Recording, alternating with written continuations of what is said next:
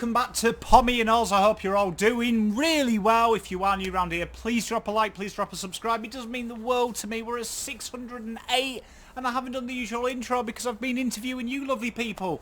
So if you would like to get involved and come and have a chat, we can talk about anything. It's really good to get to know the whole community, and I really want to expose the sporting world to the wonderful people that make sport magical. And without any further ado, it's the AFLW tipping round 2 video. I'm super excited about this. Firstly, let's have a recap and have a bit of an old gander at last week. So obviously I tipped the Blue Girls, we know, round 1 against Pies. I said they'd win by 10.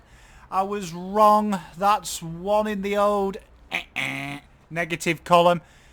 Then I tipped St Kilda. I said they'd win 7+, and I was right on both counts. We're only going to count the winner, though. We're not going to do this, but I have done pretty well on this. Melbourne +6. I had them winning. They won. I had the Crows, and I said it would get nasty. That was a win. Doing really well here. North, I said 10+. It was 10+. Richmond, I said, call me mad. I was freaking mad, wasn't I? Yeah, I got that wrong. And then I said Freo +20, and that was spot on.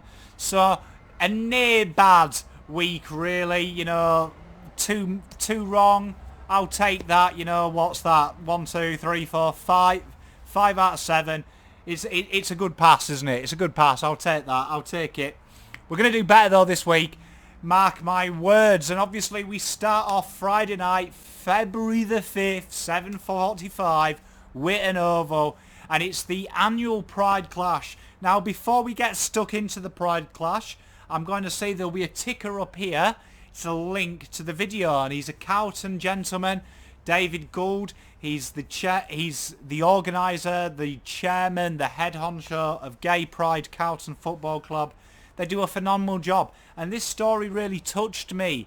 When he spoke about not being able to go to the football for 2 decades for fear, because he was a homosexual male and was just scared, and it was a dangerous place to go. And that still exists today, and I don't want to get caught up in the Collingwood drama, but I'll say this, and I'll only say this once, and I'm not going to pander to anyone, but please hear this, please hear this. It's very important. When you go to the footy, and when you go anywhere, I want you to take a mindset with you that you're captain of your group. And when people call people out, it turns into violence, it turns into aggression. People don't always take it well. But one person who's always influenced me in my life is my friends. When my friends pull me aside, and I'm not perfect, I've said some complete balmy shit. Some stupid things that I'm ashamed of as I'm a 35-year-old man, and I look back.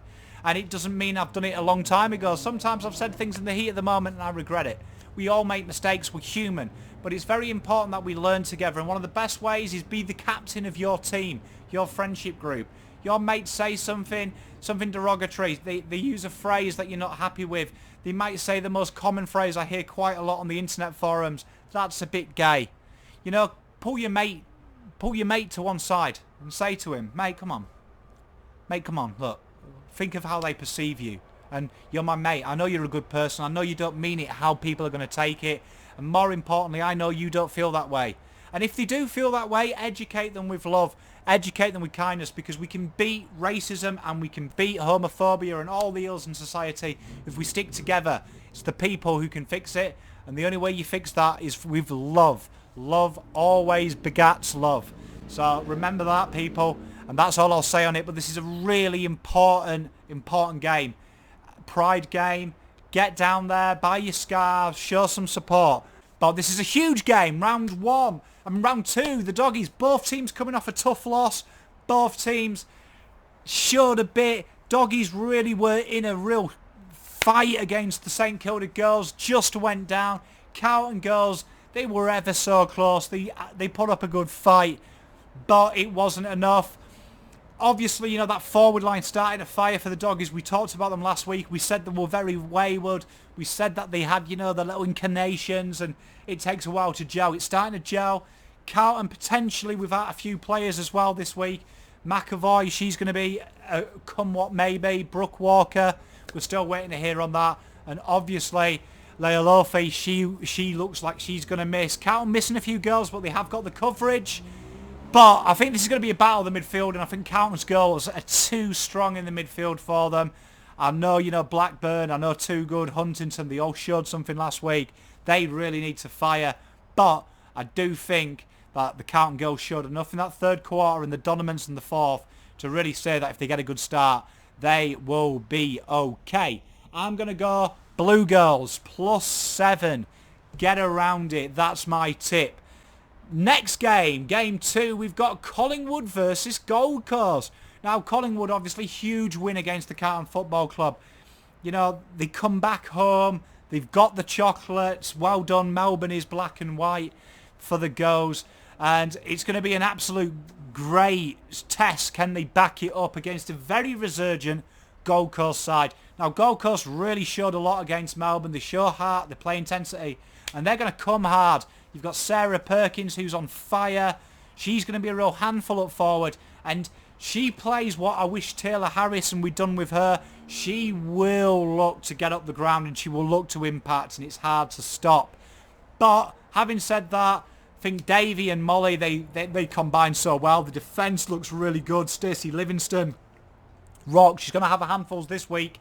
But it was some indiscipline from the Suns, and I think that Collingwood are a wily beast. I'm going to give them Collingwood this one. I think they'll win this one by +7. I think Victoria Park, they're very strong there. Up next, Melbourne Demons versus Richmond at Casey Fields, just down the road from the old Pom. And this is going to be a good test, this. Melbourne look very good. Daisy Pearce, when she's in that midfield, I heard it this week as well, said that she's got the highest IQ in both departments, male and female. It doesn't shock me. She moves so well. She spots a pass. Absolute superstar is Daisy Pearce. Absolutely love the girl. And they're entertaining, obviously. A very talented Richmond side. And it's definitely a work in progress for me, Richmond. I know I backed them last week. Katie Brennan, she had the chances. It's all, if onlys with Richmond at the moment. And that breaks my heart a little bit to say, because I do want Richmond to be strong. I do want, a real strong AFLW comp. I think it's a bit too much, though. I think the D's are a lot more polished than the Lions, and if you can't put the Lions away and you can't stay close to them, you ain't staying close to the Demons. The Demons will win this one, I would suspect, by +12. Up next, we've got North Melbourne versus St Kilda. This should be an interesting one because the St Kilda girls really look good. But North Melbourne was something else, weren't they, last week? Absolute show and a half. Kearney was brilliant. Brunton, Riddle, gosh, them girls are talented.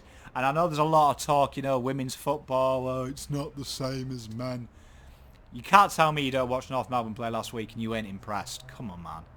Come on. I mean, that percentage, nearly 800%, man. It's a free-flowing game, and it's a beautiful game style, and so is St Kilda. We say styles make fights quite a lot on this show.